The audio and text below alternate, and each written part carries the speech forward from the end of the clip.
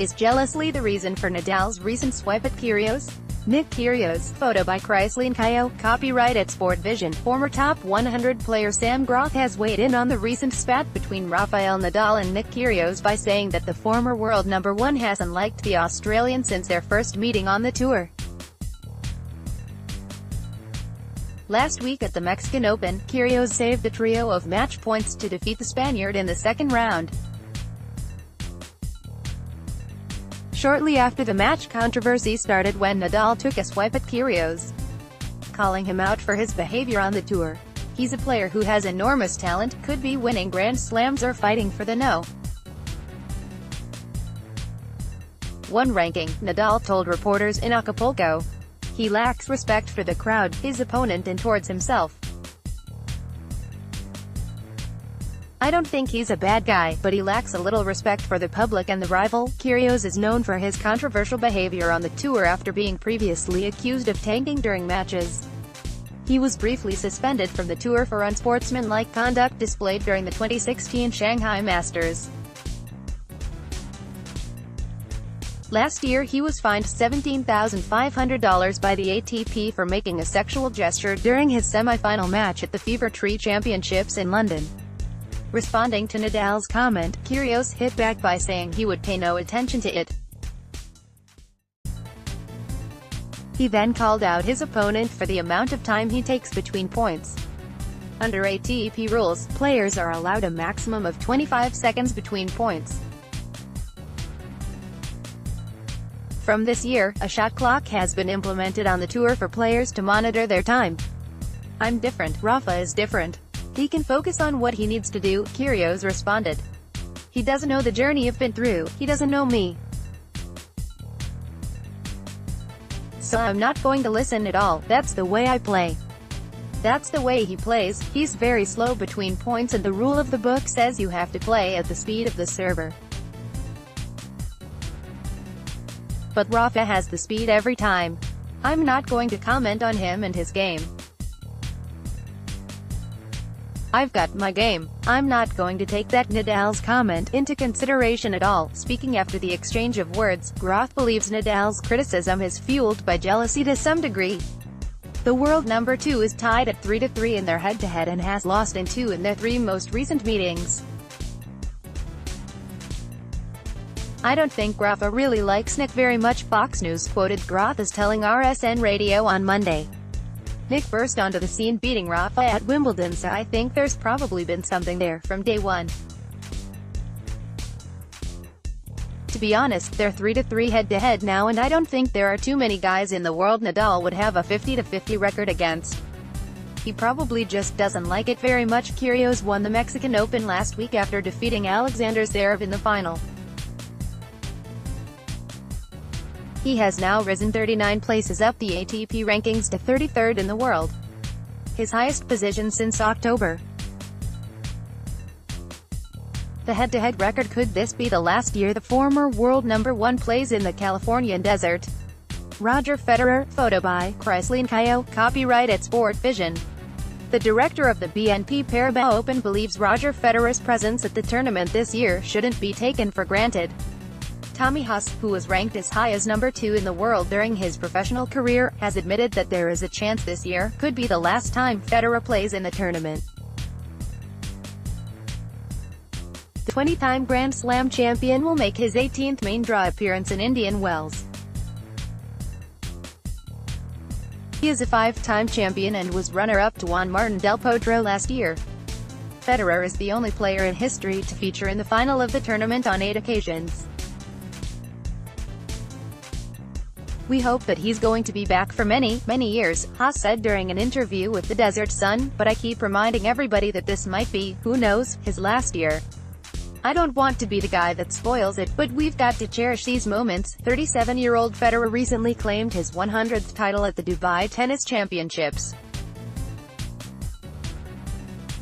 Despite being the second oldest player in the top 100, he has shown no indication about when he will retire.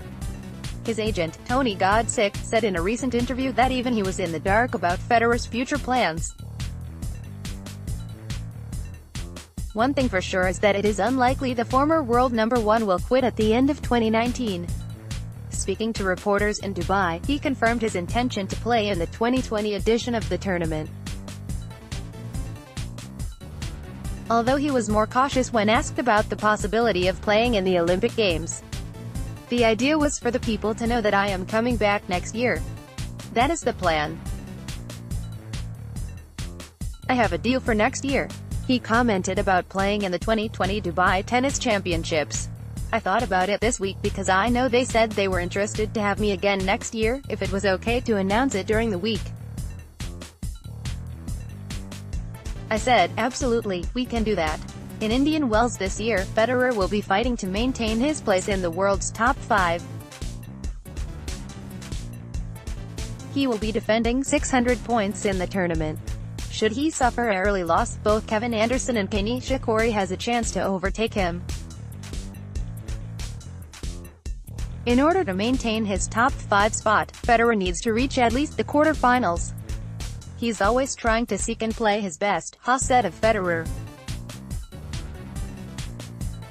Runner-up last year, defending champion the year before, so he always plays some really good tennis here. The draw for the men's tournament at Indian Wells will take place on Tuesday. Defending champion Del Potro will be absent due to a knee injury. The 23-year-old has completed a dream week in Mexico with his 3rd win over a top 10 player. Nick Kyrgios, photo by Nadal And Kyrgios, copyright at Sport Vision. Australia's Nick Kyrgios believes there is more to come from him after winning his first ATP title in almost 13 months at the Mexican Open. Kyrgios, who is currently ranked 72nd in the world, downed second seed Alexander Zverev 6-3, 6-4, in the final on Saturday, producing a total of 13 aces, and saving 7 out of the 8 break points he faced. The only time Kyrgios dropped serve was during the early stages of the second set, but he managed to regain control by breaking serve once again 3 games later. In total, the former top 20 player produced 26 winners to 19 unforced errors en route to the title. It's an amazing feeling. I didn't expect much at all today. I knew I was the underdog going in and that he's playing great tennis, said Kyrgios. He's an incredible player and doesn't have many weaknesses, so I knew I had to play my style of tennis. I'm really happy with the performance. The trophy caps off what has been a sensational week for Kyrgios. Coming into the tournament, he had only recorded 2 wins on the tour this season. Then in Acapulco, he scored consecutive victories over Rafael Nadal, Stan Wawrinka, John Isner, and Zverev, making it the first time he has defeated 3 top 10 players within a week and the first time he has defeated 2 top 3 players in the same tournament. I think I've played a lot better, Kyrgios admitted during his press conference. I think this is the best I've competed in a long time. I did everything I could on the court, I tried 100% and I think I played much better tennis. I served well in important situations, but I didn't serve my best. I don't think Sasha was anything near his best, but it was a very good match, he added. Despite Kyrgios' modesty, his latest achievement has been hailed by runner-up Zverev. Their meeting was the 9th time they have played each other, counting Davis Cup and junior tournaments. Kyrgios now leads their head-to-head 6-3. To beat 4 players like that in a 500 event, you deserve to win it, Zverev said to his opponent during the trophy ceremony. I know you guys had a little bit of fight with the crowd, but really, he's the one who deserves to win the tournament this week. He's the real champion of this week. I think people need to give credit to the people that deserve credit, and I think Nick this week showed to be the best player, so well done to you. Kyrgios has been long hailed as a future star of the sport due to the talent he has shown on the court. However, he has also developed a reputation for his unorthodox and controversial behavior. Earlier in the week, Nadal said he lacks respect for the crowd, his opponent and towards himself, something Kyrgios has dismissed. For sure I need to be way more better physically, I need to be way more better professionally and do the right things. I mean, I don't even have a coach, so maybe I'll start there, he concluded. Acapulco is Kyrgios' second ATP 500 title and fifth overall. Roger Federer beat Stefanos Tsitsipas 6-4, 6-4 in the Dubai final to claim the 100th title of his extraordinary career. Roger Federer, at BBC Tennis on Twitter. Roger Federer became the first player in tennis history to win 100 titles in the Open era when he beat Stefanos Tsitsipas 6-4, 6-4 in the final of the Dubai Duty-Free Tennis Championships. The Swiss, 37, won his first title in Milan way back in 2001. He has gone on to add 99 other titles to his collection, which now consists of 20 Grand Slams, 6 ATP World Tour Finals, 27 Masters 1000s, 22 ATP 500s and 25 ATP 250s. "It's been a long, wonderful journey," Federer said. "It all started as a junior world champion and I've loved every minute of it. All the sacrifices have been worthwhile and it's a dream come true to get to 100 titles," the Swiss continued. "Tonight was a very special evening. It was great to see the future of tennis in Stefanos, and it's not all about breaking records." Federer dominates on serve. Roger Federer at the 2019 Australian Open. Photo Roberto Dell'Olivo. Federer beat Tsitsipas with relative ease on this occasion, because he served superbly throughout. He won 43 of 55 points behind his serve and seized his first opportunity to break in each of the sets. It is a result that serves as some measure of revenge for the defeat the Greek inflicted on the world number 7 at the Australian, when he won 3 out of 4 tie-breaks to earn a famous victory. Tsitsipas was not overwhelmed by Federer. However, unlike his more experienced opponent, he failed to take either of his breakpoint chances, and that made all the difference. The Swiss player's moment of history looked a long way off earlier in the week. He labored to 3-set wins over Philipp Kohlschreiber and Fernando Verdasco and made 34 unforced errors in his victory over Martin Fucsovics.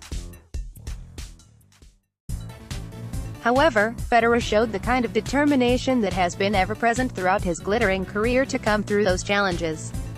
He then raised his game to beat Borna Coric and Tsitsipas more comfortably. What a week it has been for this great tennis player.